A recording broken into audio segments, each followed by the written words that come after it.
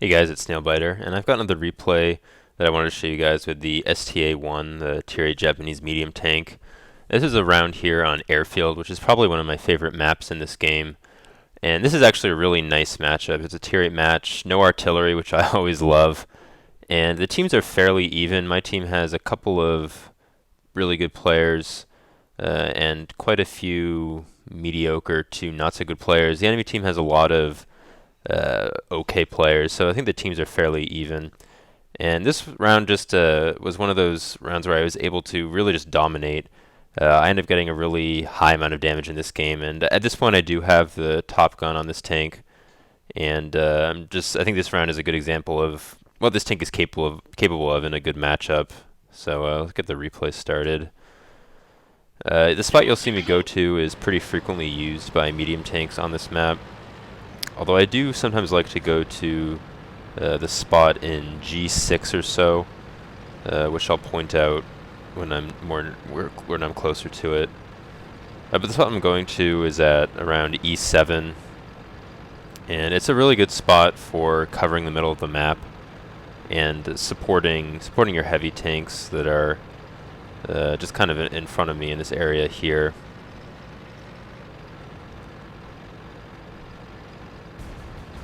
So I like to sneak up here, and I think I've vertical stabilizers on this tank, so I do like to sometimes sneak a shot into any other medium tank that might be trying to get up to the equivalent position on the other side.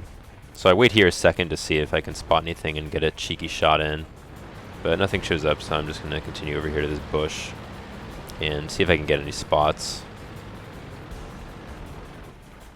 Nothing in the middle there. This bush is it's a really great spot, especially if you have camo, because you won't get spotted here, and you can do a lot of spotting for your team. So there the Jackson's being very aggressive, and I get a shot into him. He's completely out of position, and I can get another shot in him there, and he actually bounces off my front plate, it looks like. That's pretty unusual. You don't bounce very many tanks in this tank. The angling of my front armor must have just been enough that his shot didn't have the pen to go through. Now the enemy IS-3 is being really aggressive, so I'm going to turn around and help out my teammates here. He's not looking, so I'm going to sneak a shot. It is a little dangerous here. You do sometimes get shot by TDs from up in like the D2 area where that KV-1S is, but I get fortunate there, and it looks like they're probably distracted by the T-34 that's over there. So I put one shot into the KV-1S, another shot into the T-25-2, and I see that KV-1S is tracked there, so I'm going to try to get another shot into him, and it goes right where I aim it. As you can see, this is a really great gun. This is, as I said, the fully upgraded gun, so it's got better pen than the second 90mm. It's got, I think, 218 pen or maybe 212 pen, which is more than enough for a Tier 8 medium tank. You really don't have any issues penning the majority of Tier 8 tanks frontally. So it's just a really great gun with good DPM too.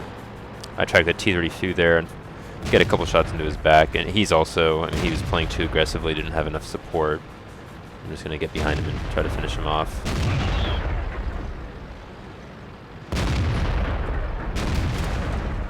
These Tier 6 tanks are having some trouble with him, and like, I don't know why he decides to try to turn his turret all the way around to try to shoot me. It really bugs me when people do that. I mean, for no reason. He could have easily shot that KV-1S in front of him and killed him, but instead he decided to try to turn around and kill me, or at least shoot me. So far this has been a pretty good round. I've actually been able to hit most of my shots too, which I always think is a pretty good gauge of how well I'm playing. If most of the shots that I take are doing damage, then generally I'll feel pretty good about a round. So I've already got almost 2,500 damage, and I know there was an IS spotted in the middle there, so I'm going to see if I can spot him again. There he is. I got a good shot into his side. Don't get spotted there either. And I'm going to get another shot as he's trying to cross there. This round is somewhat close, although I feel pretty good about it at this point. I'm still full health. I'm going to try to flank this STA-1 who's not looking in my direction. Get one shot into him. And I backed off here because I wasn't quite sure who he was going to go after. And at first I was going to go around to the right there to help those tier 6s out, but I decided just to go on the flank and surround him. And I get a track shot on him, and he actually gets a pretty good shot on me there and tracks me as well. I decided to shoot his turret there, hoping that maybe I would ammo rack him or something. And unfortunately he gets one more shot into me before I can kill him, but a pretty clean kill there. I think I was able to put 4 shots into him and he only shot me twice. So, I mean, as you can see, this gun is very capable of dealing damage really quickly. And it has enough accuracy to hit some weak points, so you'll see here with the super pershing.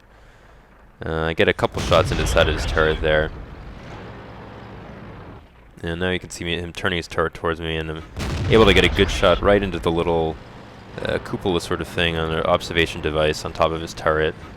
And hit that weak point.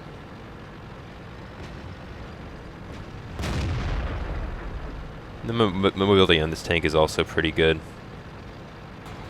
You can see him going about 45 here on this flat surface, so it's more mobile than the tier 7 Chi-Ri. The gun is really good. It's got better pen and good DPM. There, another actually pretty good shot there, right into the lower plate of the Tiger II.